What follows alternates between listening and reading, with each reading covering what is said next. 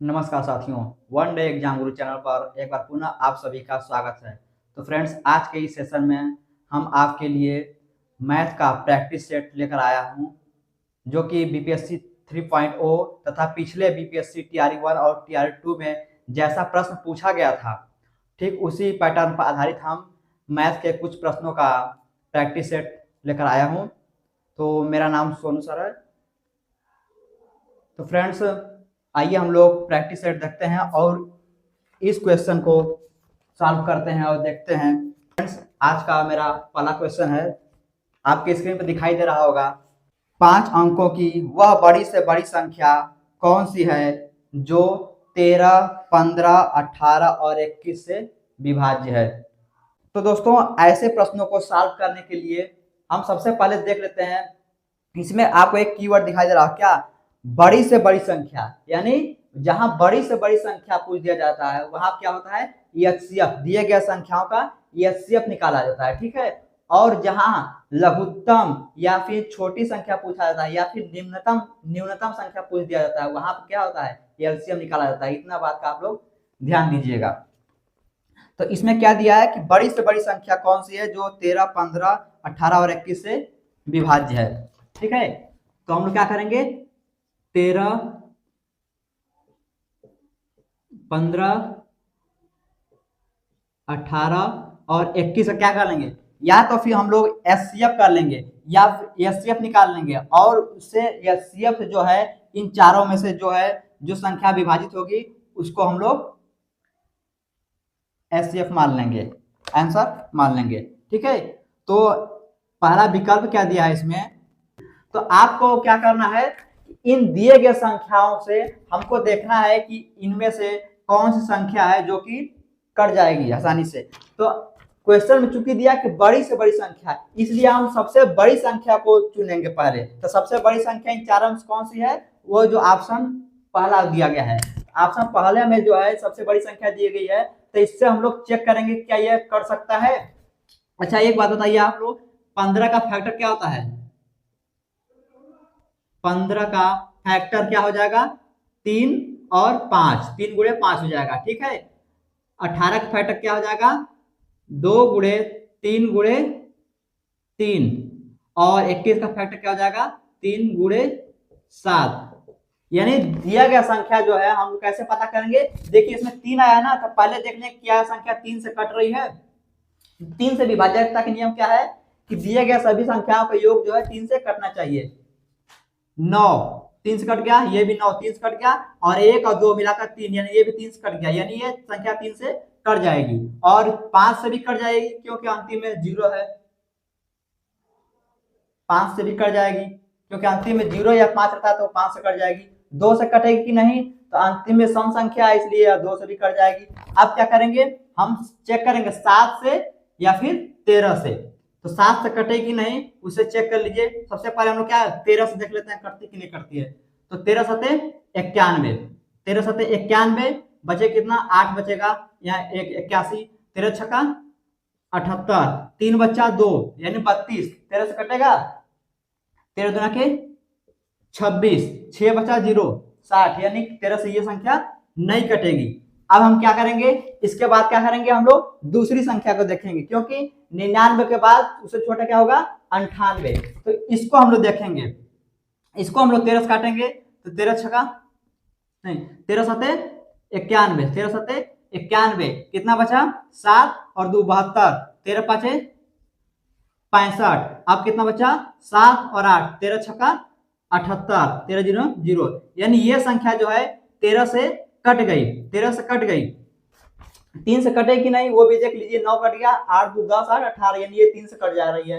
2 से कट जाएगा सम संख्या, ठीक है। और 7 से कटेगी नहीं, तो 7 से भी चेक कर लीजिएगा, ये संख्या जो है 7 से कट जाएगी, अर्थात ये क्या है आपका एचसीएफ, दिए गए संख्याओं का एचसीएफ। तो इस प्रकार आपका विकल्प नंबर 2 सही होता है। अगला क्वेश्चन आपकी स्क्रीन पर दिखाई दे रहा होगा, उस क्वेश्चन को देखिए और समझिए कैसे सॉल्व होगा।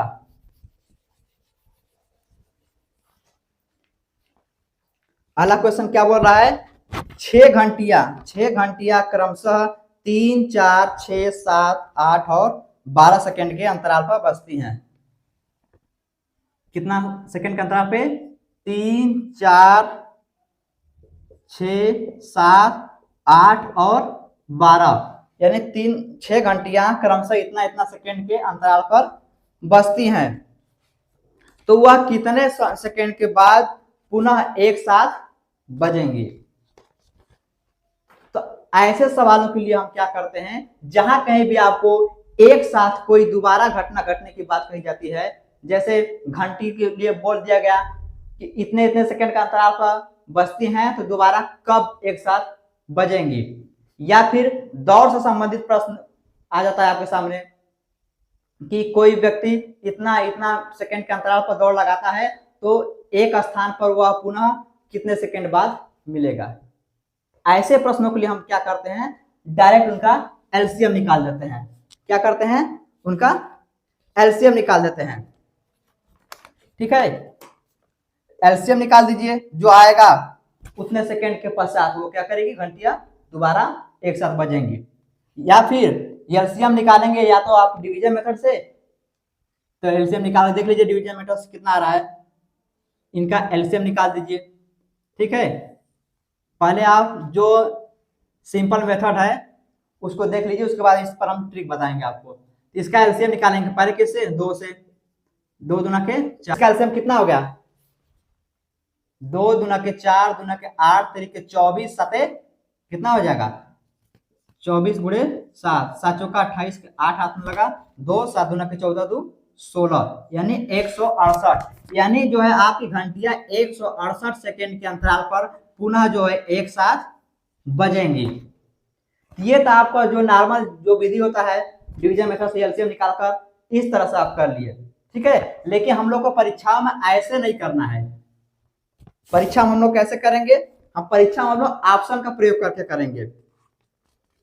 ठीक है, तो परीक्षा में हम लोग ऑप्शन का प्रयोग करेंगे। कैसे करेंगे, देखिए कि इन दिए हुए संख्याओं से जो संख्या कट जाएगी, दी हुई संख्या से जो संख्या पूरी पूरी विभाजित हो जाएगी, वही क्या हो जाएगा, आपका एलसीएम हो जाएगा। यानी उतने समय अंतराल के बाद जो है आपकी घंटियां जो है पुनः एक साथ बजेंगी। तो क्या करेंगे हम लोग, पहले 3 के देख लेंगे, 3 4 6 7 और 8, यानी सबसे पहले क्या करेंगे हम लोग, जो सबसे अलग हो सकता है क्या, 7, तो 7 से पहले हम लोग डिवाइड करके देखते हैं कौन संख्या कट रही है। तो 7 दूना के 14, चूंकि हम लोग एलसीएम निकालना है, तो एलसीएम क्या करते हैं, सबसे छोटी संख्या लेते हैं। तो सबसे छोटी संख्या क्या हो गई, 167, यानी 167। तो 7 से हम लोग डिवाइड करके देखते हैं कि क्या ये डिवाइड होता है। तो 7 दूना के 14 बचा 2 और 7 कितना होगा, 27, नहीं कटेगा। 7 चौका 28 हो जाएगा, यानी नहीं कट पाएगा। ठीक है, यानी ये काम खत्म हो गया। ये देखेंगे उसके बाद, इसके बाद कौन सा बड़ा है, सेकेंड वाला। तो 7 दूना के 14, 2 बच्चा 8, 7 चौका 28, यानी ये संख्या तो आपकी कट रही है, ये संख्या आपकी कट रही 7 से, तो यानी ये संख्या हो सकती है। ठीक है, हो सकती है। आगे भी चेक कर लीजिए, क्योंकि 4 ऑप्शन रहेगा तो आप ऐसे ही लगा देंगे, लेकिन बीपीएससी तैयारी में क्या 5 ऑप्शन देता है, तो आप आगे भी इसी तरह करके चेक कर सकते हैं। 7 से ये कट जाएगी, 7 दूना के 14, 3 बचा 36, नहीं कट पाएगा। 7 से 7 दूना 14, 4 बचा 46, नहीं कट पाएगा। यानी ये आपका जो क्या है, 168 सेकंड बाद, कितना, 168 सेकंड बाद जो है घंटियां पुनः एक साथ बजेंगी। तो फ्रेंड्स, मेरा यह तरीका आपको कैसा लग रहा है, अच्छा लग रहा है, समझ में आ रहा है कि नहीं आ रहा है, आप कमेंट बॉक्स में अवश्य कमेंट कीजिए। और हाँ, चैनल पर नए हो तो चैनल को अवश्य सब्सक्राइब कर लीजिए। हम ऐसे ही आपको नए नए ट्रिक के माध्यम से सभी प्रकार के प्रश्न, सभी चैप्टर से प्रश्न हम लेकर आए हैं। तो चैनल पर नए, चैनल को सब्सक्राइब कर लीजिए, और वीडियो अच्छा लग रहा है तो वीडियो को लाइक भी कर दीजिए। अब देखिए हमारा अगला क्वेश्चन जो है आपकी स्क्रीन पर दिखाई दे रहा होगा, क्वेश्चन नंबर 3। क्वेश्चन नंबर 3 क्या कह रहा है, दो संख्याएं 9 संबंधित 7 के अनुपात में है। कितना के अनुपात में है, दो संख्या है 9 संबंधित 7 के अनुपात में। ठीक, यदि उनका HCF 6 है, यदि उनका HCF कितना दिया है, 6 दिया है, रेशियो दिया है, दो संख्याओं का रेशियो दिया है 9:7 और उसका HCF दिया है 6 और पूछ रहा है कि इसका लघुत्तम समापवर्त यानी LCM क्या होगा। यही पूछ रहा है, हाँ, LCM क्या होगा। तो LCM निकालने के लिए हमने आपको बताया है कि LCM बराबर क्या हो जाता है, रेशियो और HCF सबका आपस में गुणा कर देने पर क्या हमें प्राप्त होता है, LCM प्राप्त होता है।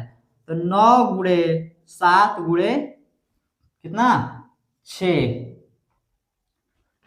कितना इसका हो जाएगा, 9 सते 63, 63 गुणे 6 कर देंगे, कितना हो गया 36 18 8 अपना 1 6 36 1 37, यानी कि इसका LCM जो है आपका कितना आ गया 378। विकल्प नंबर सी जो है आपका सही होगा 378। अगला प्रश्न देखिए और बताइए कि इसका आंसर क्या होगा, कमेंट बॉक्स में कमेंट कीजिए। तो ऐसे सवालों के लिए हम क्या करते हैं कि वह दो छोटी संख्या लेंगे, वह दो संख्याओं का चुनाव हम करेंगे जिसके बीच का अंतर 1 हो, वह दो संख्याएं जिसके बीच का अंतर 1 हो तथा उनका गुणा करने पर ये आना चाहिए, इतना आना चाहिए।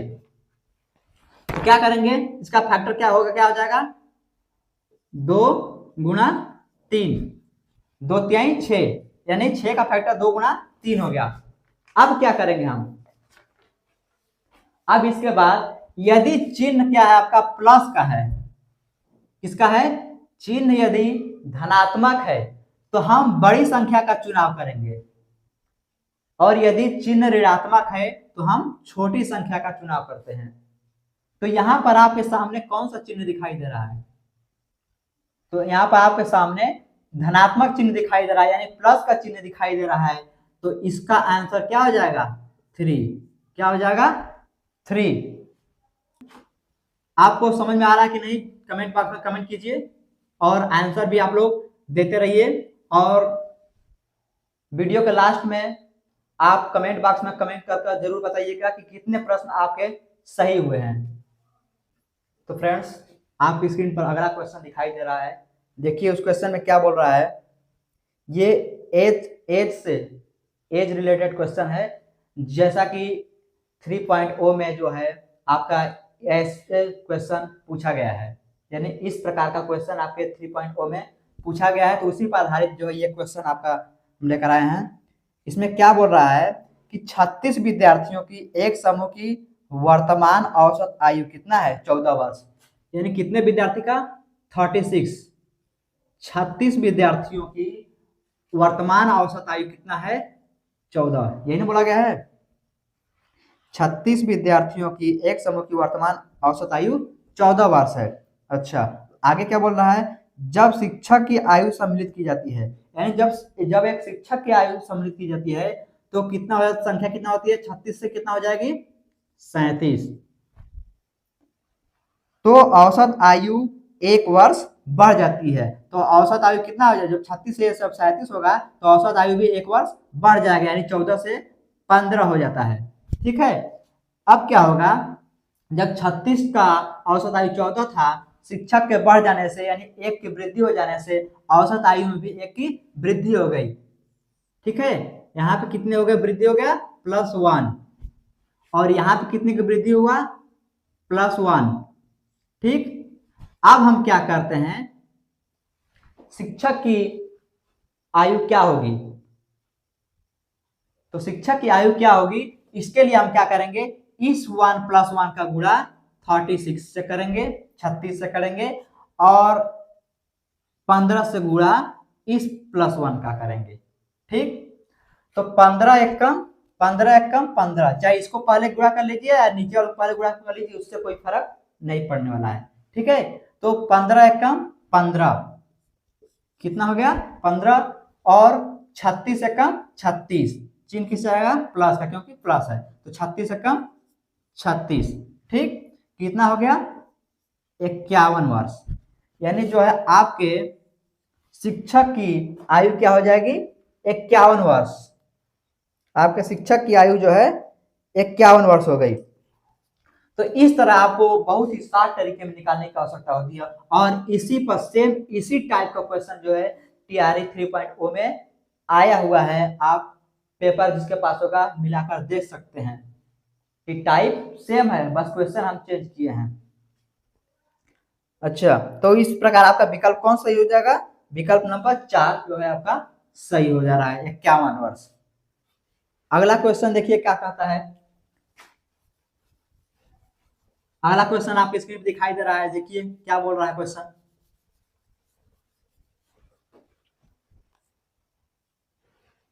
पांच संख्याओं का औसत कितना है? 30 है। जल्दी से बताइए, इस क्वेश्चन का आंसर बताइए, कमेंट बॉक्स में कमेंट कीजिए कि इसका आंसर क्या होगा। पांच संख्याओं का औसत 30 है। पांच संख्याओं का औसत 30 है। यदि उनमें से एक संख्या निकाल दी जाए, यानी पांच संख्याओं का औसत 30 है, इनमें से एक संख्या निकाल दीजिए तो कितना बचेगा? 4। ठीक, और फिर क्या बोल रहा है? तो औसत 31 हो जाता है। यानी एक संख्या निकाल देंगे तो औसत क्या होता है? बढ़ जाता है, यानी 31 हो जाता है। इसका अंतर कितना होगा? क्या हुआ है? -1 हुआ है, क्योंकि 5 से 1 कम हुआ है। और ये क्या हुआ है? औसत क्या हुआ है? एवरेज क्या हुआ है? एवरेज जो है आपका एक प्लस हुआ है, यानी +1 हुआ है। ऊपर वाले गुणा, ऊपर से 31 का गुणा -1 से, तो 5 एकम 5। नीचे से भी कर सकते हैं, कोई दिक्कत नहीं है। 31 एकम 31, चिन्ह किसका लगेगा? माइनस का, क्योंकि यहाँ माइनस और प्लस का गुणा करेंगे तो क्या आ जाएगा? माइनस। कितना आ गया? -26। अब क्या करते हैं हम लोग? अंत में जो है चिन्ह या धनात्मक है या फिर ऋणात्मक है, इससे कोई फर्क नहीं पड़ने वाला है। तो आपका जो है क्या हो गया? 26 वर्ष। क्या आ गया? 26 वर्ष। सॉरी, निकाली गई संख्या क्या कौन सी है? 26। निकाली गई संख्या क्या हो जाएगी? 26 हो जाएगी। तो आपका विकल्प नंबर 1 जो है सही होगा। तो फ्रेंड्स, यदि वीडियो अच्छा लग रहा हो तो वीडियो को लाइक कर दीजिए, और चैनल पर नए हो तो चैनल को सब्सक्राइब कर लीजिए, और वीडियो को अधिक से अधिक मात्रा में अपने दोस्तों तक भी शेयर कर दीजिए, क्योंकि हम कई सारे टॉपिक से क्वेश्चन उठाकर लाए हैं, और ऐसे ही प्रश्न जो आपके टीआरई परीक्षाओं में पूछे गए हैं और आगे भी पूछे जाएंगे। तो अगला क्वेश्चन आपके स्क्रीन पर दिखाई दे रहा होगा, देखिए क्या क्वेश्चन है, और इसका आंसर जल्दी से कमेंट बॉक्स में कमेंट कीजिए। अगला क्वेश्चन बोल रहा है कि एक आदमी अपनी आय का 72% खर्च करता है। क्या क्या क्या होता है? आय होता है पहले, यानी इनकम होता है। फिर क्या होता है? एक्सपेंडिचर होता है, यानी फिर व्यय होता है। उसके बाद क्या होता है? सेविंग होता है, यानी बचत होता है। ठीक है, ये आप 3 चीज लिख लेंगे पहले, आय, व्यय और बचत। उसके बाद जो है एक आदमी अपनी आय का 72% खर्च करता है। तो आय, कोई भी चीज अपने आप में क्या होता है? 100% होता है, यानी 100%। 100 होता है अपनी आय का 100% होता है। ठीक है, और व्यय कितना कर रहा है, यानी खर्च कितना कर रहा है? तो 72%। तो जब 72% खर्च कर दिया तो उसके पास बचा कितना? 28%। कितना बचा? 28%। अब आगे क्या बोला, दूसरी लाइन देखिए, यदि उसकी आय 28% बढ़ जाती है। यदि इसकी आय जो है 28% बढ़ जाती है, यानी 100 से 128 हो जाएगी। 100 का 28% कितना हो जाता है? 28। तो 28% बढ़ा देंगे, यानी 100 से 128% हो जाता है। तब व्यय क्या होता है देखिए, तथा खर्च 25% बढ़ जाता है, और व्यय क्या हो जाता है? 25% बढ़ जाता है। तो 72 का 25% कितना हो जाएगा?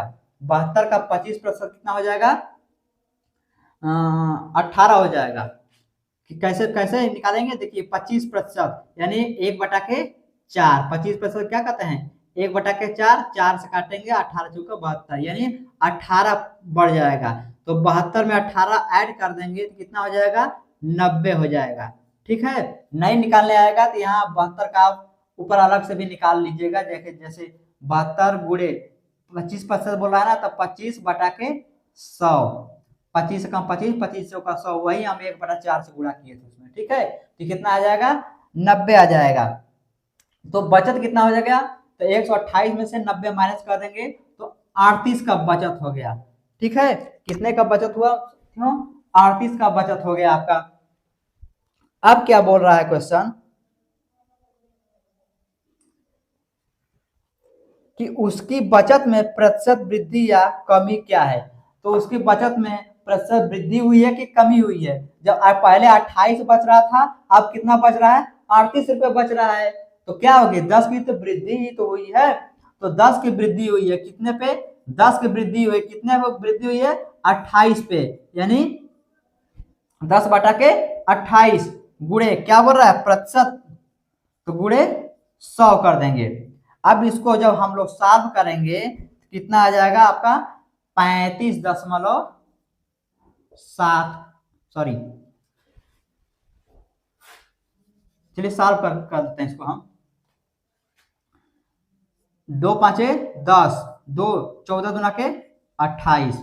ठीक, अभी कटेगा, 2 7 14, 2 50, ठीक, कितना आ गया, 10 50 25, यानी 250/7। अब इसको हम लोग करेंगे कितना आ जाएगा, 7 त्रिका 21, 4 बचा 0, 7 5 35, 5 बचा 0, 0.77 यानी 35.7%। कितने का बचत हुआ उसको, 35.7% की वृद्धि हुई। ठीक है, अब आगे देखिए, एक बार इसको फिर से देख लीजिए, समझा देते हैं। आय, कोई भी चीज अपने आप में क्या होता है, 100% होता है। कोई भी चीज अपने आप में 100% होता है, तो 100 में से जब उसको व्यय करेंगे, यानी एक्सपेंडिचर यानी खर्च कर देते हैं, तो 72 रुपए, तो कितना बचता है, 28 रुपए। अब फिर क्या क्वेश्चन बोलता है कि यदि आय में 28% की वृद्धि हो जाती है, यानी उसका वेतन जो है 28% और बढ़कर मिलने लगता है, तब क्या हो जाता है, 128 हो जाता है।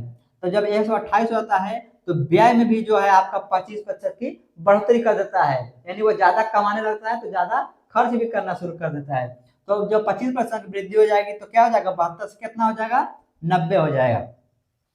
अब क्या है, इनका जब माइनस करेंगे 128 में से 90, कितना का अंतर हुआ, 38%, यानी 38% का बचत होने लगा। पहले 28% बच रहा था, अब क्या 38%, यानी 10% और ज्यादा बचत होने लगा। तो 10 बटा के कितना पे बचत हो रहा है, 28 पे, 10 बटा के 28% करना है तो गुणे 100 से गुणा कर निकालते हैं, कितना होगा, 35.7%।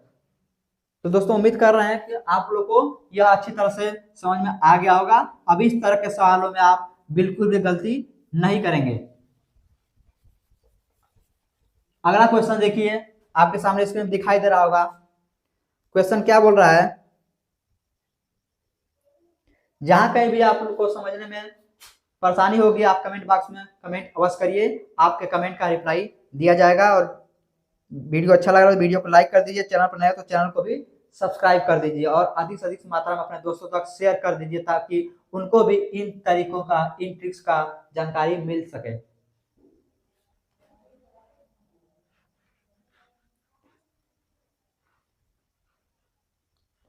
अगला क्वेश्चन देखिए, आपके स्क्रीन पे दिखाई दे रहा है। अगला क्वेश्चन बोल रहा है कि संख्याएं ए और बी संख्या सी से क्रमशः 30%, 50% अधिक हैं, यानी ए बी सी 3 संख्याएं हैं। ठीक है, ए बी और सी 3 संख्याएं हैं क्रमशः। क्या बोल रहा है कि संख्या ए और बी सी से क्रमशः, तो सी को हम क्या मान लेंगे, 100%। कोई भी संख्या अपने आप में कितना होती है, 100%। तो सी को हम लोग 100% मानते हैं। अब सी का 30% अधिक है, कितना, ए, तो सी का 30% ए अधिक हो जाएगा तो कितना हो जाएगा, 130। और सी का ही 50% अधिक है कौन, बी। तो कितना हो गया 150। अब पूछ रहा है क्वेश्चन में आपके कि ए का बी से अनुपात क्या है, ए का बी से अनुपात यानी ए संबंधे बी पूछ रहा है, ए संबंधे बी पूछ रहा है यानी कितना है 130 संबंधे 150 है, तो 0 से 0 कैंसिल हो गया, तो 13 संबंधे 15, यही आपका क्या हो गया आंसर। ठीक है, यानी जो पहले साधारण चीज मानते हैं हम लोग, कोई भी चीज अपने आप में 100% होता है, सबसे पहले सिंपल देखिए, सबसे पहले कौन सा मान रखने पर हमको, किसका मान रखने पर हमको आसानी से उत्तर मिलता चला जाएगा। तो हम लोग क्या कर रहे हैं, पहले सी का मान रखें, उसका 30% 130 हो जाएगा, 50% अधिक करें तो 150 हो जाएगा, तो इन दोनों का रेशियो निकाल देना है। ठीक, अगला क्वेश्चन देखिए क्या बोल रहा है।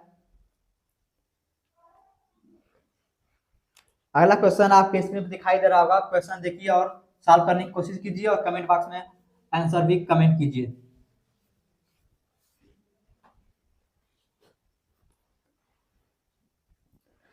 देखिए क्वेश्चन बोल रहा है आपका कि एक टोकरी में 350 अंडे हैं, एक टोकरी में 350 अंडे हैं और 12% सड़े हुए हैं।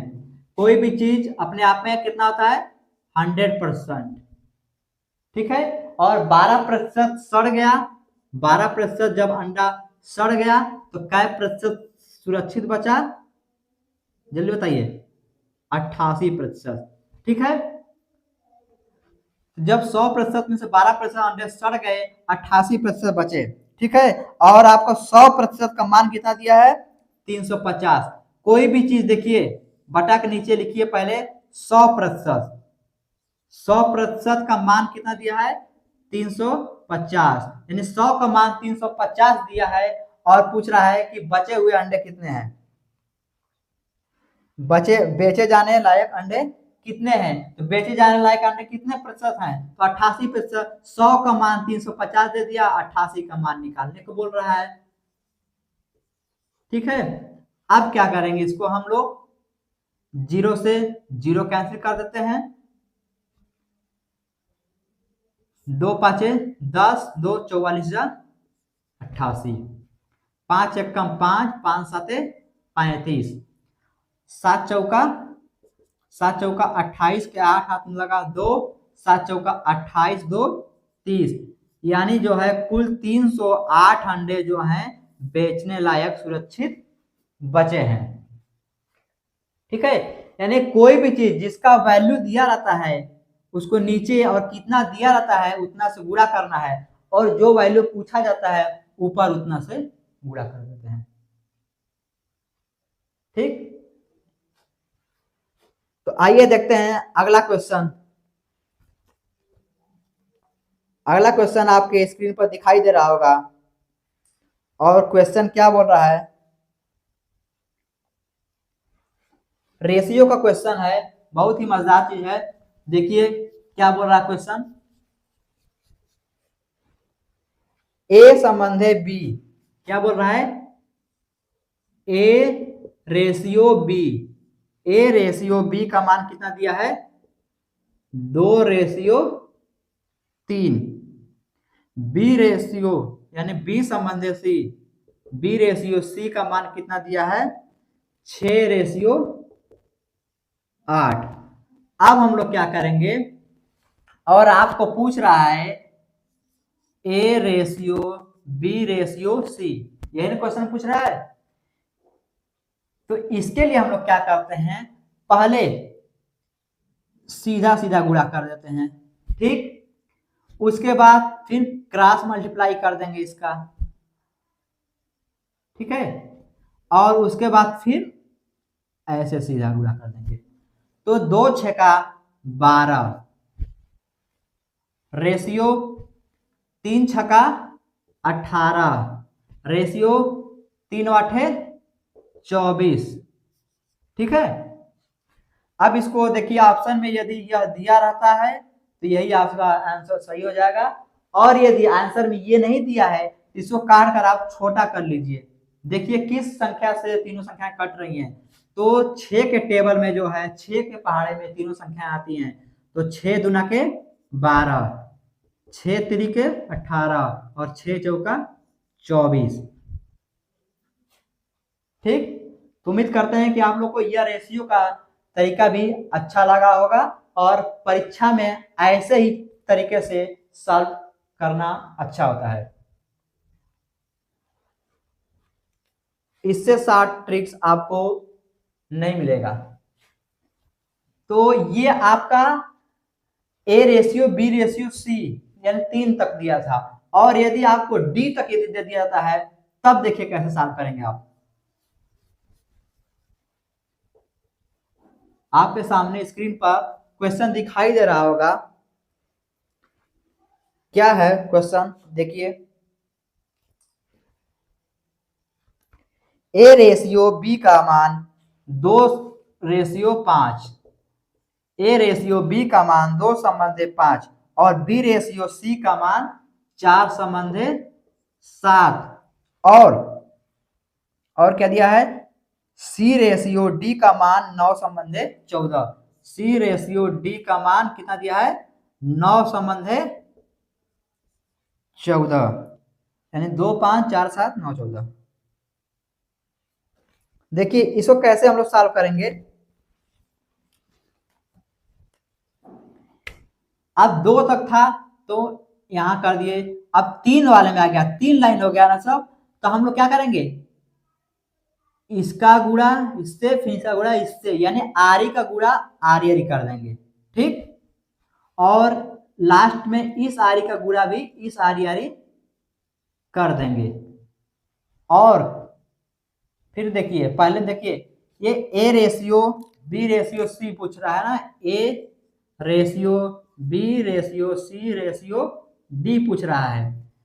तो पहले का गुणा करने पर ए का मान निकलता है, तो 2 चौका 8, 9, 72, यानी ए का मान आपको क्या मिल गया, 72।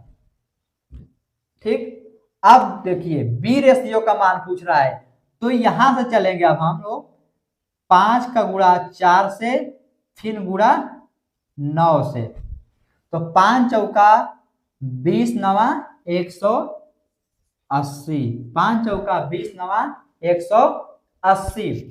उसके बाद सी रेशियो यानी सी का मान कितना हो जाएगा, तो फिर हम यही 5 से ही चलेंगे और इस बार 5 गुणे 7 गुणे 9, यानी क्रमशः इस तरह चलेंगे और फिर इसके बाद इस तरह चलेंगे।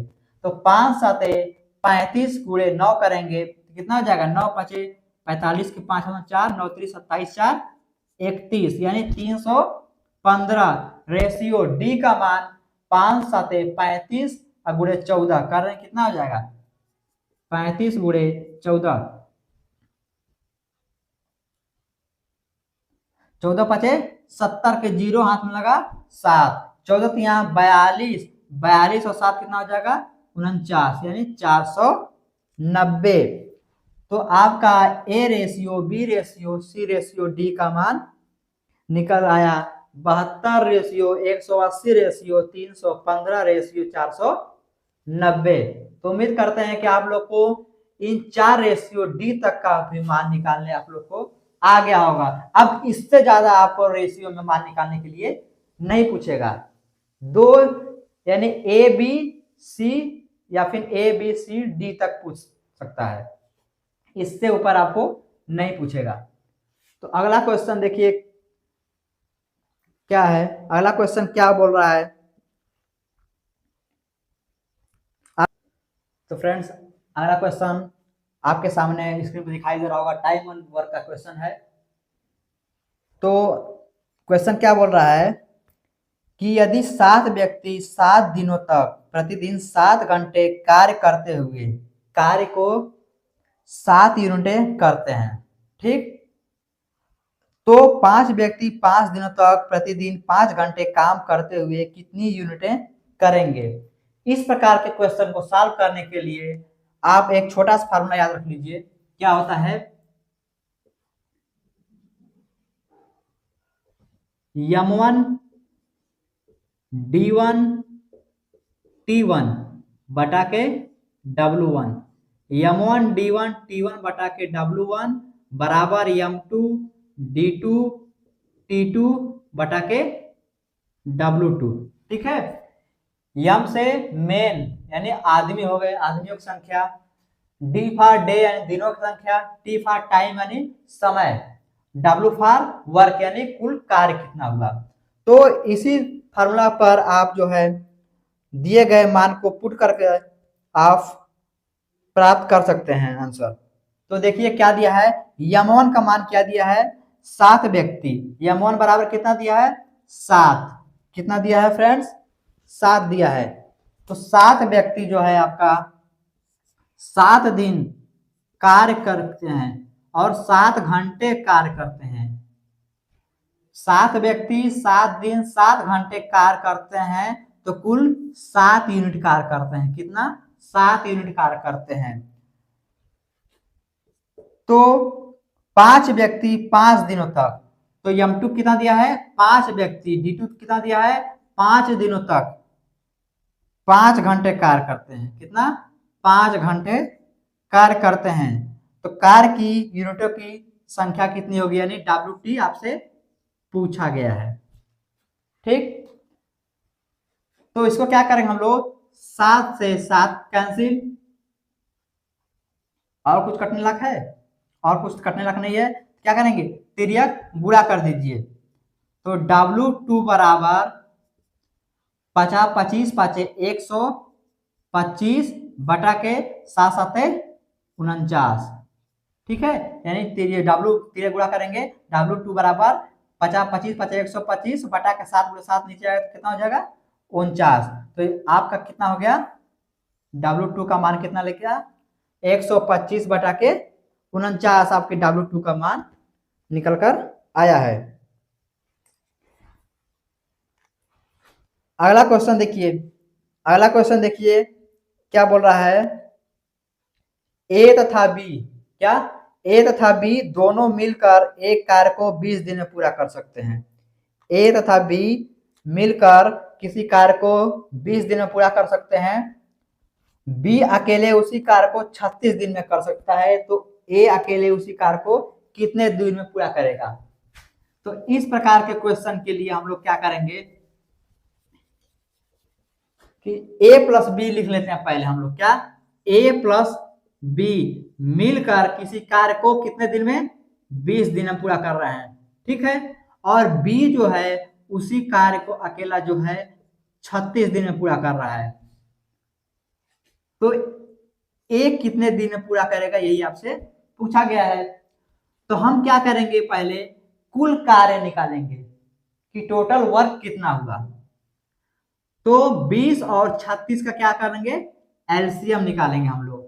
तो 20 और 36 का एलसीएम क्या होगा 180 हो जाएगा। आपको निकाल कर देख लीजिएगा, एलसीएम निकालना हमने बताया है, एलसीएम वाले वीडियो में जाकर आप लोग देख लीजिएगा कि एलसीएम कैसे निकालते हैं। तो 20 9 180 और 36 पंजा 180।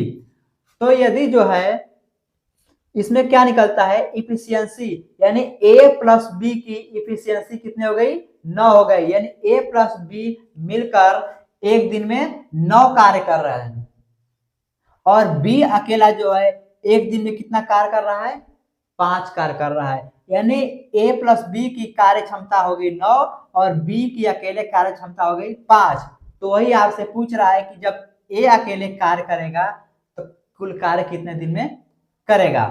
तो सबसे पहले हम लोग क्या करेंगे, ए का मान निकालेंगे। जब ए प्लस बी बराबर दिया है आपको 9, ए प्लस बी बराबर दिया है कितना, ए प्लस बी की कार्य क्षमता दिया है 9 और बी की अकेले कार्य क्षमता कितनी 5। तो मान रख देंगे ए प्लस बी की कार्य क्षमता हो गई 5 बराबर 9। अब 5 को 75 कर देंगे तो ए बराबर कितना हो जाएगा 9 माइनस 5 बराबर कितना हो जाएगा 4, यानी ए की जो है कार्य क्षमता कितनी हो गई 4। ए एक दिन में जो है 4 कार्य करेगा। तो टोटल कितना वर्क है 180, कुल काम जो है 180 है। तो ए जो है कुल कार्य कितने दिन में अकेले करेगा, तो ए बराबर 180 बटा के 4। क्यों? क्योंकि ए की कार्य क्षमता 4 है और कुल कार्य 180 है, तो कितने दिन पूरा होगा? 180 बटा के 4। हल कर दीजिए, 4 चौका 16, 2 बचा 0, 4 5 20, यानी ए जो है 45 दिन में अकेले कार्य कर सकता है। फिर से देख लीजिए, ए प्लस बी दो लोग मिलकर जो है कोई कार्य 20 दिन में पूरा कर सकते हैं, 20 दिन में पूरा कर सकते हैं, और बी अकेला उसी कार्य को यदि करेगा तो वो 36 दिन में पूरा करेगा। तो ए कितने दिन में अकेला कर सकता है? इसके लिए हम लोग क्या करेंगे, पहले हम लोग कुल कार्य निकाल लेंगे कि कार्य कितना है। तो कार्य निकालने के लिए 20 और 36 का क्या करेंगे, एलसीएम ले लेंगे। एलसीएम ले लेंगे तो कितना जाएगा, 180। अब देखिए कि 20 से कितने बार में कट रहा है, तो 20 नवा 180, 36 पंजे 180, यानी ए प्लस बी का कार्य क्षमता एक दिन का हो गया 9 और बी का अकेले का कार्य क्षमता 5। तो ए का कितना बचेगा? जब ए प्लस बी का मिलाकर 9 हो रहा है तो बी का कार्य क्षमता 5 है, तो ए का कार्य क्षमता कितना आ जाएगा? 4 आ जाएगा। अब ए का कार्य क्षमता पर चल गया एक दिन का, तो कुल कार्य को कार्य क्षमता से भाग कर देंगे, तो यानी 180 को 4 से भाग कर देंगे तो कितना आ जाएगा? 45 डेज। कितना? 45 डेज। तो फ्रेंड्स, उम्मीद करते हैं कि आप लोग को यह टाइम एंड वर्क का क्वेश्चन समझ में आ गया होगा। यदि किसी को समझने में परेशानी हुई होगी तो वह कमेंट बॉक्स में कमेंट करिए, हम पुनः अगले वीडियो में आपका आंसर दे देंगे और इस पर और भी क्वेश्चन आपको प्रैक्टिस करा देंगे। उसके बाद देखिए अगला क्वेश्चन, देखिए क्या बोल रहा है, आपकी स्क्रीन पर दिखाई दे रहा होगा। क्वेश्चन पढ़िए क्या दे रहा है। अगला क्वेश्चन दिया है कि ए उतने ही समय में एक निश्चित कार्य कर सकता है। ए उतने ही समय में एक निश्चित कार्य कर सकता है जितने समय में बी और सी मिलकर कर सकते हैं। यानी ए जो है कोई कार्य करने में उतना समय लेता है जितना कि बी और सी मिलकर कार्य करते हैं। यानी बी और सी मिलकर जितना कार्य करेंगे उतना कार्य ए क्या कर रहा है? अकेले कर सकता है। अब आगे देख क्या दिया है, यदि ए और बी एक साथ इसे 8 दिनों में कर सकते हैं। ए और बी, ए प्लस बी, ए और बी कोई कार्य कितने दिन में? 8 दिन में पूरा कर सकते हैं। ए और बी मिलकर कोई कार्य 8 दिन में पूरा कर सकते हैं और सी अकेले 40 दिन में कर सकता है, और जो सी है उसी कार्य को जो है अकेले 40 दिन में कर सकता है। ठीक है, तो आगे देखिए अब क्या दिया है, क्या करेंगे हम, इसका एलसीएम लेंगे। तो 8 और 40 का एलसीएम यानी लौसा कितना हो जाएगा? 40 हो जाएगा। तो 8 5 40 और 40 से कम 40, यानी ए और बी दोनों को मिलाकर कार्य क्षमता कितना हो रहा है? 5। यानी ए और बी को दोनों को मिलाकर कार्य क्षमता जो 5 हो रहा है, यानी ए और बी के एक दिन का कार्य क्षमता कितना हो गया? 5 कार्य, यानी एक दिन में 5 कार्य करते हैं, और सी अकेला एक दिन में 40 कार्य करता है। अच्छा, तो अब क्या बोला क्वेश्चन में? अब क्वेश्चन में आपको बोला है कि बी अकेले इसे कितने दिन में कर सकता है। बी अकेले कितने दिन में कर सकता है? तो हम लोग क्या करेंगे कि ए प्लस बी और प्लस सी कर देंगे। क्यों? क्योंकि हमें बी का मान पहले निकालना होगा कि बी का एक दिन का कार्य कितना होता है, यानी बी एक दिन में कितना कार्य कर सकता है। तो ए प्लस बी और प्लस सी बराबर कितना दिया है? 5 और 1 6, यानी तीनों का कार्य क्षमता मिलाएंगे तो कितना हो गया? 6। अब दिया है आपका कि ए के बराबर बी और प्लस सी का मान है। ए के बराबर बी और सी का आपका मान है, तो हम क्या करेंगे, ए के जगह बी प्लस सी रख देंगे। B plus C plus B plus C बराबर कितना हो गया? 6 हो गया। तो क्या हो गया? 2 बी 2b प्लस 2c बराबर 6। तो 2 ब्रैकेट्स में b प्लस c बराबर कितना गया 3, सॉरी b प्लस c बराबर कितना हो गया 3 हो गया। अब हम क्या करेंगे कि c का मान जो है 1 है, तो c का मान हम लोग 1 रख देंगे, तो b प्लस 1 बराबर 3। तो b का मान कितना हो जाएगा, 1 उधर जाएगा तो कितना हो जाएगा b बराबर 2। यानी b का कार्य क्षमता कितना हो गया, एक दिन का 2 यूनिट हो गया। तो जब b का कार्य क्षमता एक दिन का 2 हो गया तो टोटल कार्य है 40। तो b द्वारा अकेले कुल कार्य करने में कितना दिन लगेगा, तो 40/2 बराबर 20 दिन। कितना 20 दिन। समझ में आया?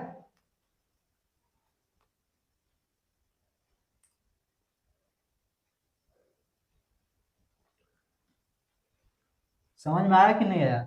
जैसे जैसे क्वेश्चन कहता जा रहा है ठीक उसी तरह आप लोग लिखते चले जाइए। क्वेश्चन सबसे पहले बोला है कि ए की कार्य क्षमता बी और सी के बराबर है, तो हमने लिख दिया ए बराबर बी प्लस सी। फिर क्वेश्चन बोला है कि ए और बी मिलकर कोई कार्य 8 दिन में पूरा कर सकते हैं, 8 दिन लिख दिया। सी कोई कार्य अकेले 40 दिन में पूरा कर सकता है, 40 दिन लिख दिया। उसके बाद 8 और 40 का एलसीएम लेंगे, तो 8 पंजे 40, 40 से कम 40, यानी ए प्लस बी का मिलाकर एक दिन की इफिशियंसी 5 हो गई, यानी कार्य क्षमता एक दिन का 5 हो गया। सी का अकेले का कार्य क्षमता एक दिन का 1 हो गया, यानी सी अकेले एक दिन में 1 कार्य करेगा। ठीक है, अब क्या करेंगे, हम लोग को बी का वैल्यू चूंकि निकालना है कि बी का अकेले का कार्य क्षमता कितना होगा, तो हम लोग क्या करेंगे, इन तीनों का कार्य क्षमता को जोड़ देंगे। ए प्लस बी प्लस सी बराबर कितना आ गया 5 और 1 6। अब ऊपर हमको चूंकि पता है कि a बराबर b प्लस सी, तो हम लोग a के स्थान पर b प्लस सी रख देंगे। b plus C plus b plus C पहले से है बराबर 6। अब क्या करेंगे, b और b जुड़ जाएगा 2b प्लस 2c बराबर 6। ठीक है, अब क्या करेंगे, यदि हम दो कॉमन ले लेंगे, हम तो क्या बचेगा b प्लस सी बराबर 6 बचता। तो हम कॉमन नहीं, डायरेक्ट हम सॉल्व कर दिए हैं। चलिए एक स्टेप हम बढ़ा देते हैं, 2 कॉमन ले लेंगे, यहाँ क्या बचेगा 6 बचेगा।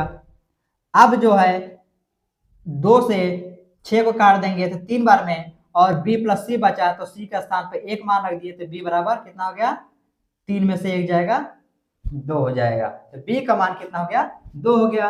अब b की कार्य क्षमता पता चल गई, टोटल कार्य पता चल गया, तो टोटल कार्य को कार्य क्षमता से भाग कर दीजिए, 40/2 बराबर 20 दिन।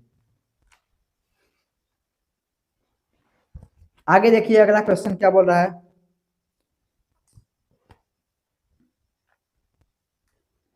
आपकी स्क्रीन पर अगला क्वेश्चन दिखाई दे रहा होगा।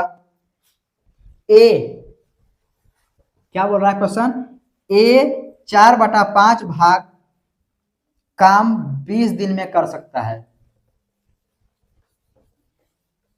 ए किसी कार्य का 4/5 भाग 20 दिन में कर सकता है, यही बोला है ना। ए किसी काम का 4/5 भाग 20 दिन में पूरा कर सकता है। 4/5 भाग कितने दिन में 20 दिन में कर सकता है।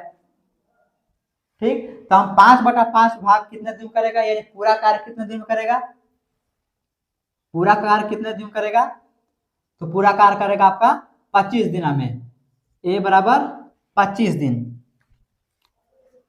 किसी काम का 4/5 भाग जब 20 दिन में पूरा कर सकता है, तो वह कुल कार्य यानी कुल कितने दिन में पूरा करेगा, अकेले 25 दिन में। कैसे, 4 एकम 4, 4 5 20। अब इसका क्या मल्टीप्लाई कर देंगे तो 50 25। ठीक, और जो है बी जो है अकेला, बी उसी काम का 3/4 भाग 15 दिन में करेगा। 3/4 भाग जो है कितने दिन में, 15 दिन में कर रहा है। तो 3 5 15, 4 5 20, यानी यह बी जो है उसी कार्य को करने में अकेला कितना दिन लग रहा है, 20 दिन लग रहा है। अब देखिए, वे एक साथ मिलकर 10 दिन काम करते हैं। एक साथ मिलकर 10 दिन काम करते हैं, यानी ए प्लस बी मिलकर कितने दिन 10 दिन काम करते हैं। ठीक है, सी अकेले शेष काम एक दिन में पूरा करता है। और इसका हम लोग क्या करेंगे, एलसीएम लेंगे। 25 और 20 का क्या करेंगे, एलसीएम ले लेंगे। कितना आ जाएगा एलसीएम का, 100 आ जाएगा। तो 25 चौका 100, 20 पंजे 100। ठीक है, यानी ए की इफिशियंसी, ए की कार्य क्षमता एक दिन की 4 और बी की एक दिन कार्य क्षमता कितनी हो गई, 5 हो गई। तो उसके बाद क्वेश्चन क्या बोल रहा है आगे देखिए, वे एक साथ मिलकर 10 दिन काम करते हैं। यानी ए और बी मिलकर 10 दिन काम करते हैं। यानी ए और बी तो 4 और प्लस 9, ए प्लस बी मिलकर 10 दिन काम करते हैं। तो 4 और प्लस 9, 4 प्लस 5, 4 प्लस 5, ए का मान 4, बी का मान 5, 9 दिन हो गया। कितना हो गया, 9 दिन हो गया। तो 10 दिन करते हैं दोनों मिल काम, तो 10 गुणे 9 बराबर 90। यानी कुल 90 काम ए और बी मिलकर 10 दिन में खत्म कर देते हैं। ए और बी 10 दिन में मिलकर कुल 90 कार्य खत्म कर देते हैं। ठीक है, तो अब आपका 100 कार्य है और 90 कार्य खत्म हो गया। तो सी का तो क्या हो गया, 100 माइनस कितना, 90, 100 माइनस 90 बराबर 10 बचा। तो सी अकेले शेष काम एक दिन में कर सकता है। यानी यही जो 10 काम बचा है यही तो आपका शेष काम होगा। और जो शेष काम है सी के जो है अकेले कर सकता है एक दिन में। यानी सी की एक दिन की इफिशियंसी कितनी हो गई, 10 कार्य होगी। समझ में आया, सी की एक दिन की इफिशियंसी, सी की एक दिन की कार्य क्षमता 10 काम हो गया। तो अब बोल रहा है कि बी एवं सी मिलकर उस काम के 3/4 भाग को कितने दिन में पूरा कर सकते हैं। तो बोल रहा है कि बी एवं सी मिलकर, बी प्लस सी मिलकर उस काम को कितने दिन में पूरा करेंगे। तो बी और प्लस सी मिल जाएंगे तो कितना आ जाएगा, बी का इफिशियंसी 5 और सी का इफिशियंसी कितना है, 10। यानी 5 और प्लस 10, यानी बी और सी मिलकर जो है एक दिन में कुल कितना कार्य करेंगे, 15 कार्य। एक दिन में कितना कार्य करेंगे, 15 कार्य। अब बोल रहा है कि कुल कार्य का 3/4 भाग कितने दिन में पूरा करेगा बी और सी मिलकर। तो कुल कार्य कितना है, 100। कुल कार्य है 100, कुल कार्य कितना है 100। 100 का 3/4 कार्य कितना हो जाएगा, 100 का 3/4 कार्य कितना हो जाएगा साथियों, तो 75। 100 का 3/4 कार्य 75 और बी और सी मिलकर 15 कार्य करते हैं एक दिन में। तो बी प्लस सी मिलकर एक दिन में कितने कार्य करते हैं, 15 कार्य। कुल कार्य कितना है 75, 75 बटा के 15, तो 15 पचे 75। यानी बी और सी जब मिलकर कार्य करेंगे तो वह कार्य जो है 5 दिन में पूरा हो जाएगा। ठीक है, यानी फिर से देख लीजिए एक बार फिर से देख लीजिए कैसे किए हैं। ए जो है किसी कार्य का 4/5 भाग जो है 20 दिन में करता है। 4/5 भाग 20 दिन में पूरा करता है, तो वह पांचों भाग कितने दिन में करेगा, तो 25 दिन में। और बी जो है उसी कार्य का 3/4 भाग जो करता है 15 दिन में, तो चारों भाग कितने दिन में करेगा, 20 दिन में। 25 और 20 का एलसीएम लेंगे 100, 25 चौका 100 और 20 पंजे 100। ठीक है, अब क्या करेंगे हम लोग, क्वेश्चन में दिया है कि ए और बी जो है मिलकर जो है कोई कार्य 10 दिन लगातार करते हैं। तो ए और बी का इफिशियंसी मिलाएंगे तो ए 4 और बी का 5 मिलाकर 9, यानी ए और बी की एफिशिएंसी मिलाने कितनी हो जाएगी, 9 होगी। तो 10 दिन लगातार कार्य करेंगे, 10 गुणे 9 बराबर 90 कार्य अब वो खत्म कर चुके 10 दिन में। तो बचा कितना कार्य, तो 100 माइनस 90 बराबर 10 कार्य बचा, जो कि सी का एक दिन का इफिशियंसी है। सी का एक दिन का इफिशियंसी कितना है, 10 बचा। अब क्वेश्चन बोल रहा है कि बी और सी मिलकर शेष कार्य के 3/4 को कितने दिन में खत्म करेंगे। तो बी और सी का इफिशियंसी मिलाएंगे तो 5 और 10 कितना हो जाएगा, 15 हो जाएगा। और 100 यानी कुल कार्य का 3/4, 100 का 3/4 कितना हो गया, 75 हो गया। यानी 100 का 3/4 कार्य यानी 75 कार्य हो गया। अब 75 कार्य को जो है बी प्लस सी के एफिशिएंसी से भाग कर देंगे, यानी 15 से भाग कर देंगे, कितना आ जाएगा, 5 दिन। तो यही हमारा 5 दिन में क्या हो गया, आंसर हो गया। तो दोस्तों उम्मीद करते हैं कि जितने भी क्वेश्चन का आज हम प्रैक्टिस कराए हैं सभी क्वेश्चन आपको आसानी से समझ में आ गया होगा। और वीडियो अच्छा लगा तो वीडियो को लाइक कर दीजिए। और हाँ, आपके कितने प्रश्न सही हुए हैं कमेंट बॉक्स में कमेंट कीजिए, और वीडियो को अधिक से अधिक मात्रा में अपने दोस्तों तक शेयर कर दीजिए। इसी तरह के प्रश्न लेकर हम डेली आपके समक्ष प्रस्तुत होंगे। हाँ, और कोई जानकारी यदि चाहिए तो कमेंट बॉक्स में कमेंट अवश्य करिएगा। फिर मिलेंगे नेक्स्ट वीडियो में। जय हिंद, जय भारत, और चैनल सब्सक्राइब करना ना भूलिएगा। Thank you.